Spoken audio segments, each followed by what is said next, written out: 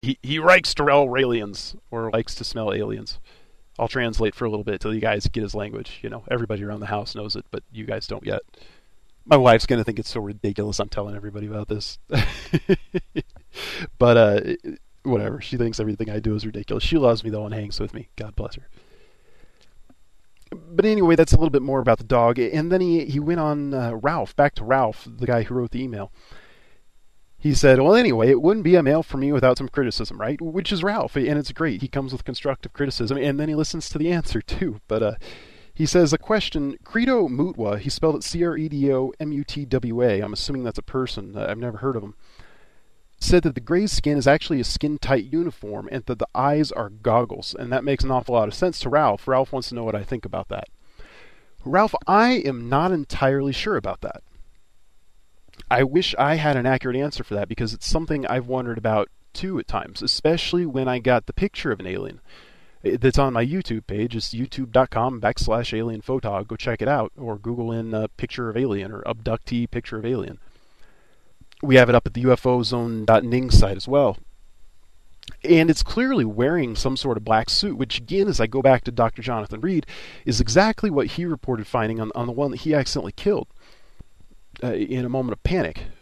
And it's events like Dr. Reed's that let us know why they're hesitant to come down. Dr. Reed, by all means, extremely remorseful about it, but still in a moment of panic, killed the little being, which the little ones are children. It was a tragedy. But anyway, he said, from what I remember hearing about Dr. Reed, he said that he cut the suit, and then the suit healed back together on its own, like it was a bionic suit or something. And that sounds like technology they have to me. That sounded very believable to me. I believe Dr. Jonathan Reed's story. Everything about what he said sounded relatively believable to me. Sometimes we all interpret things different, and I think that's the only difference in a lot of this. You know, the differences in our stories, which are small, remarkably small, considering that most of us have never heard of the other ones before this happens to us. But I know they wear those black suits, and I have a lot of other pictures I've taken. I've only put one up on YouTube, because in the beginning, nobody liked my alien pictures whatsoever. So I just stopped putting them up, and I actually deleted a couple, because it was kind of embarrassing. I just got ridiculed. Maybe I'll put a few more up now. Maybe I have enough credibility in this that people will listen to me. But I got some, and they're interdimensional, so they're almost transparent. But I got a lot of very good faces that...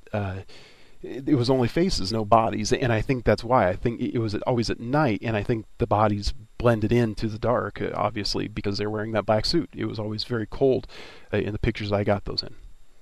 I was under the impression before Ralph asked this, honestly, that was the only clothing they wore. I recall being up there one time. I have a direct memory of seeing one of their arms, and it was the color skin that, if it is a suit they wear, not the black one, but the grayish color, it's so thin that I could see the being's veins through the suit, and even the pulse going through the veins. I directly remember seeing that arm and the pulse going through the veins of its heart. So I don't know. I was under the impression that if there was clothing, it couldn't be quite that thin, and if it is, their skin must be incredibly thin. But they've said they have thin skin because they've evolved past violence. They don't even have a need for a thick skin anymore. They can control their environment.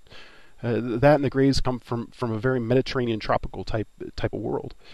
So thick skin is it's not necessary. That said, I also remember looking at the tall gray, and she had blue eyes, very much human-like eyes, except very big, white around the outside, the blue iris, like I said, still large. She didn't have black eyes. So maybe those are goggles or sunglasses. And maybe it is some sort of suit they go into. I really don't know. I can see why they would cover up their eyes when dealing with us, because of our instinct sometimes to panic when the mechanisms they have to keep us calm don't work. I can see poking at the eyes. I can see that as a possible way that a human might, react out of fear. So that kind of makes sense. But like I said, I remember seeing that arm, and it was the same color, and I remember seeing the veins through the skin, and boy, it sure looked like skin to me. Really looked a lot like our skin, except grayish in color and a lot thinner and no hair whatsoever. But it is possible those are suits. Like I said, I do remember seeing human-like eyes with blue irises in the eyes on the tall gray that I know, and she's a fantastic. I can't say enough about her. She's a beautiful being, over 700 years old. So it's quite possible those are goggles. I really am not sure. So there you go, guys. As you hear, there's my best guess, but on some of these things, I'm really not clear. I can ask for some clarification on that. I wasn't going to do it before I answered because I just wanted to answer a question that I genuinely wasn't 100% sure about to let you guys know. I speak the truth, and when I'm not certain of things, I say so. All right, Space Chickens. Well, that's all the time we got for right now. I want to play my favorite song. Come back next week, please. If you want to download this, come check out my YouTube page or go to the podcast, type in Party 93.4. You should be able to get a list of all of my podcasts there. Or contact me, AlienPhotog@gmail.com. I'll send you a link so you can download it and listen to it for free. All right, Space Chickens. Chris Ritter coming up next week. We'll talk a little bit about chemtrails and all sorts of other great nonsense. Maybe some more about the dog, too. Raelians! All right. Thanks so much for listening, everybody. Thanks to everybody who showed up to listen live tonight. I hope there will be some. I'm assuming based off last week there are. God, I hope so. That'd be embarrassing. Thank you so much. I genuinely appreciate the friendship of the Space Chickens. And to sing us out, Frank Sinatra.